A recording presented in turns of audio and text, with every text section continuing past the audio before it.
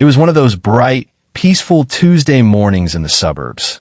The air was crisp, the lawns were still glistening from the morning dew, and somewhere in the distance, a neighbor's sprinklers were clicking rhythmically. Inside his home, Darnell Parker was enjoying his first cup of coffee, looking out the window, feeling grateful for the life he'd built. Darnell had worked hard to get here. He wasn't born into wealth. He wasn't handed this house. Every inch of the brick two-story he lived in was earned through years of long hours, late nights, and careful saving. It was his safe place, his reward, and his slice of the American dream. And in this neighborhood, appearances mattered.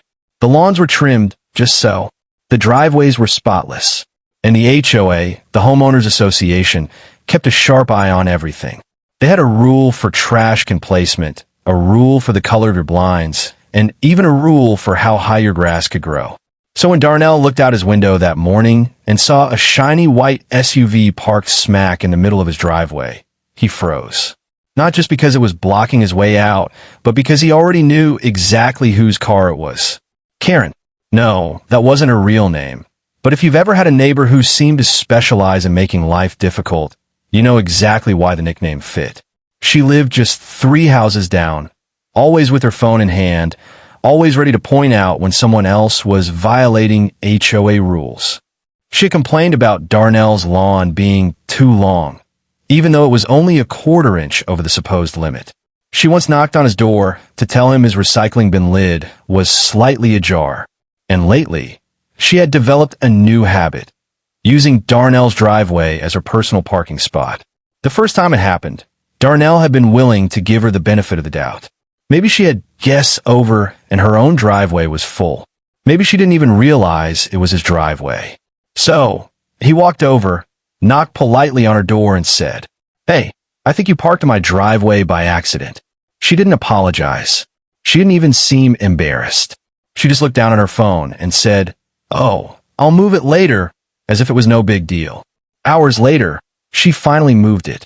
Darnell thought maybe that was the end of it. But a week later, it happened again. This time, she didn't move it for half the day, forcing him to rearrange his plans. Then it happened again, and again. The more it happened, the more obvious it became. This wasn't an accident. This was a power move. She wasn't just ignoring common courtesy. She was sending a message: "I'll do what I want, and you can't stop me." Darnell wasn't the kind of guy to start drama. He kept to himself, waved politely to neighbors, and followed the rules. But this was starting to get under his skin. Every time he saw that SUV in his driveway, it felt like an invasion, like someone was walking into his home without knocking. That morning, as he sipped his coffee and stared at the white SUV, sitting there like it belonged, one thought ran through his mind. She parked there again. This has to stop. Darnell wasn't the type to jump straight to confrontation. He believed in following the right channels, especially when it came to neighborhood disputes. That's what the HOA was supposed to be for, right? The Homeowners Association collected their monthly dues, sent out their newsletters, and made sure everyone followed the rules. So, after the 3rd time Karen parked in his driveway, Darnell decided enough was enough. He pulled out his phone, snapped clear photos of her SUV blocking his driveway, and emailed them to the HOA along with a short, polite message. "Hello. This is becoming a repeated issue. My neighbor is parking in my private driveway without my permission. I've spoken to her before, but it hasn't stopped. Please advise on how the HOA can address this." He expected a prompt and professional response. What he got instead was disappointing. 2 days later, an HOA board member replied, "Thanks for bringing this to our attention.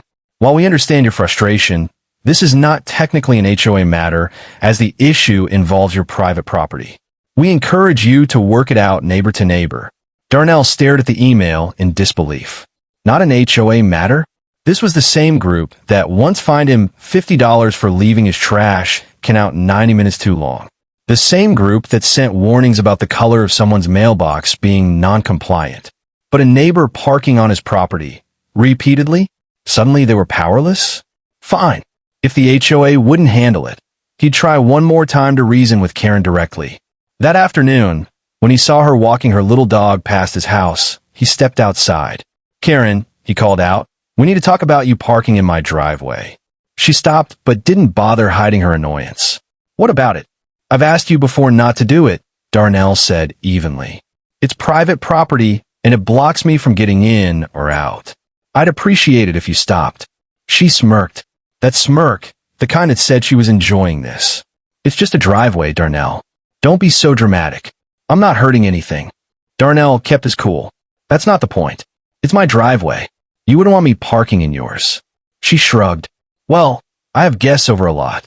Sometimes there's no space. You have room. Why not just let it go? That was the moment it clicked for Darnell. She wasn't clueless. She wasn't forgetful. She was entitled. And the HOA's refusal to step in had basically given her permission to keep doing it. When she walked away that day, Darnell stood in his driveway, watching her go, feeling that familiar mix of frustration and disbelief. He wasn't trying to start a war, but clearly, being polite wasn't working. The next time it happened, he decided there wouldn't be another conversation. There wouldn't be another email to the HOA. There would be action. And when that day came, it was going to send a message Karen, and maybe the whole neighborhood, would never forget. It was a Saturday morning, the kind of morning Darnell usually enjoyed. The sun was out, the air was warm but not too hot, and he had just enough time for breakfast before heading to work. But when he walked to the window, coffee in hand, the peaceful vibe vanished instantly. There it was, that same white SUV, right in the middle of his driveway. No guests, no construction crews, no emergency, just Karen's car, sitting there like it owned the place. This time, there would be no knocking on her door, no polite reminders, no more emails to the HOA that went nowhere. Darnell set his coffee down, grabbed his phone, and made a single call. Not to the HOA, but to the local towing company. Yeah, he told the dispatcher, I've got an unauthorized vehicle on my private property. I need it removed. The dispatcher didn't ask many questions. We'll be there in about 20 minutes. When the tow truck pulled up, the driver stepped out, looked at the SUV, and shook his head. People think they can park wherever they want, huh? Yep, Darnell replied flatly. The driver got to work immediately. The sound of heavy chains clinking, the hydraulic lift whining. It was like music to Darnell's ears. He stood on the porch with his arms folded, watching as Karen's SUV slowly tilted upward and settled onto the flatbed. Not 5 minutes later, the truck was pulling away with her precious SUV. And that's when it happened. The part Darnell had been expecting. An hour later, the doorbell rang. Hard. Repeatedly. Darnell opened the door to find Karen standing there, red-faced, hair slightly disheveled, eyes blazing. Did you have my car towed? Yes, Darnell said calmly. It was parked in my driveway, without permission. Her voice went up an octave. Do you have any idea how much it's going to cost me to get it back? He didn't flinch. Probably about as much as it would cost you to not park in my driveway in the first place. Karen's jaw dropped. She sputtered, trying to find a comeback, but nothing came out. Darnell didn't wait for her to recover. He simply said, you can pick it up at the impound lot, and close the door. For the next few weeks, she didn't park there. Darnell thought maybe, just maybe, the message had finally sunk in. But people like Karen don't change that easily. The calm didn't last. For a while, it seemed like Karen had learned her lesson. Weeks passed without a single white SUV in Darnell's driveway. He could pull in and out freely, and he almost forgot how much the situation had annoyed him. Almost. But some people can't resist pushing their luck. It was a Friday evening, the end of a long work week. Darnell came home later than usual, tired but ready to relax. As he turned the corner onto his street, he slowed his car, and there it was. The white SUV. Not only was it in his driveway again, it was parked sideways, taking up nearly the entire space like she'd gone out of her way to make it impossible for him to get in. Darnell's first reaction wasn't anger this time. It was a small, knowing smile. He'd been ready for this. After the first tow, he had done his homework. He knew the local laws. He knew his rights as a property owner. And he had the towing company's number saved in his phone, just in case. He parked his own car on the street, walked inside without saying a word to anyone, and dialed. Hey, it's me again. Same car. Same driveway. You remember it. The dispatcher chuckled. We'll send the truck. This time, the tow driver arrived even faster. And this time, a small crowd started forming. Neighbors who had seen the first incident now watched from their porches, whispering to each other. Karen wasn't home yet, which made the scene almost theatrical. The driver hooked the SUV, the hydraulics lifted it up, and within minutes, the white SUV was on the truck bed again, this time in front of an audience. That's when Karen came speeding around the corner. She slammed on the brakes in front of Darnell's house, jumped out of her car, and shouted, "Stop! That's my car!" The tow driver looked at Darnell, who simply said, "Keep going." Karen ran toward the truck, but the driver shook his head. "Ma'am, it's already hooked up. You can pick it up at the lot." The crowd of neighbors stayed quiet, but Darnell could feel the tension in the air, and maybe even a little satisfaction from the people who had dealt with her before. Karen turned on him next. "You're doing this to embarrass me," she yelled. "No," Darnell replied calmly. "I'm doing this because you keep parking in my driveway after I've asked you not to. Twice." Her voice cracked. "You could have just knocked on my door." He didn't even blink. "I did. The first time. You didn't listen." The tow truck drove off with her SUV, leaving Karen fuming in the middle of the street. She stormed back to her house without another word. Later that night, Darnell got a text from one of his neighbors. "Man, you were a legend. We've all wanted to do that." For the first time since this whole mess started, Darnell felt a real sense of closure. But little did he know, the HOA, the same one that had ignored him before, was about to call. The night after the second tow, Darnell figured the saga was over.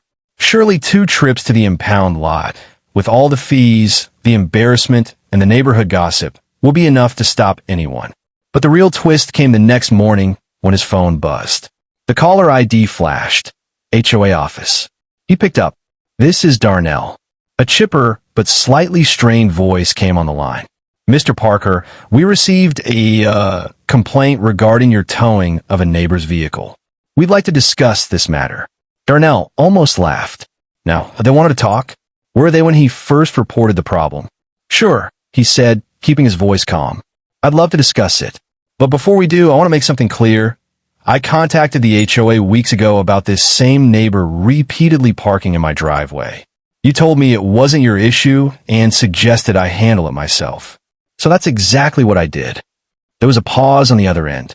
Then the voice said, "Well, Karen is claiming that you're creating a hostile environment in the neighborhood."